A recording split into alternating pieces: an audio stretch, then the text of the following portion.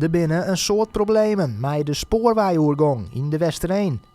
Geregeld binnen er steuringen met de spoorbiem. En dat smiet gevaarlijke situaties op. Een woordvoerder van spoorbeheerder ProRail leidt uit wat er krekt aan de hoorn is. Er ligt daar een spoorwegovergang midden in het dorp. En die spoorwegovergang, daar is een probleem mee. Dat wil zeggen dat hij in de afgelopen maanden een paar keer een storing heeft gehad. En overwegen moeten de veiligheid van het spoor en het wegverkeer regelen.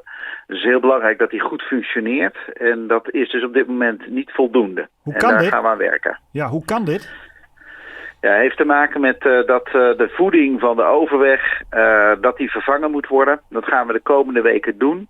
Met name met bepaald weertype als hoge temperaturen dreigt er een storing te ontstaan. En dat willen we natuurlijk niet. Dus dat moet zo snel mogelijk verholpen worden. U zegt zelf al, er zijn al een aantal maanden dat er storing is. Waarom duurt het zo lang?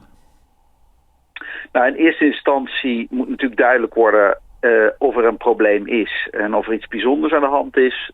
Dan moet er met technici uitgezocht worden wat het probleem is. Nou, dat probleem is nu helder geworden.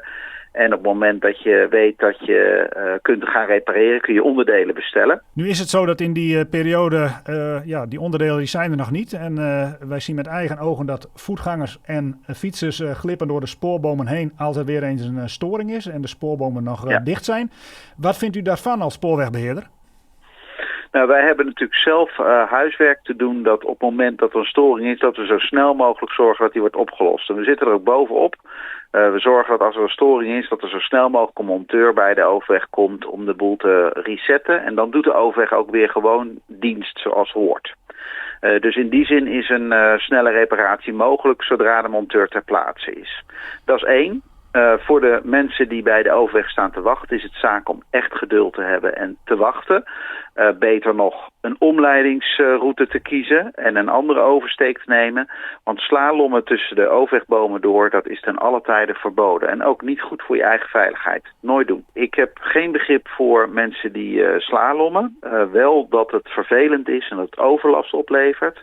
We hebben ongeveer misschien 1 à 2 keer per maand dat er een storing is. Het is ook niet zo dat dit op dagelijkse basis is. En er zijn mogelijkheden om het spoor iets verderop over te steken met een onderdoorgang of nog wat verderop met een andere overweg. Is overlast, dat begrijp ik.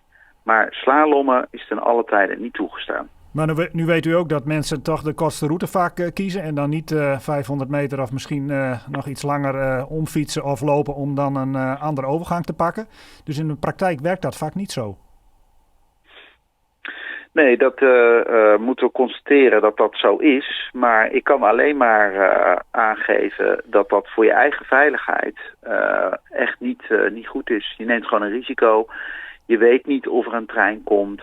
Je weet niet of er misschien op dat moment juist weer wordt opgestart bijvoorbeeld.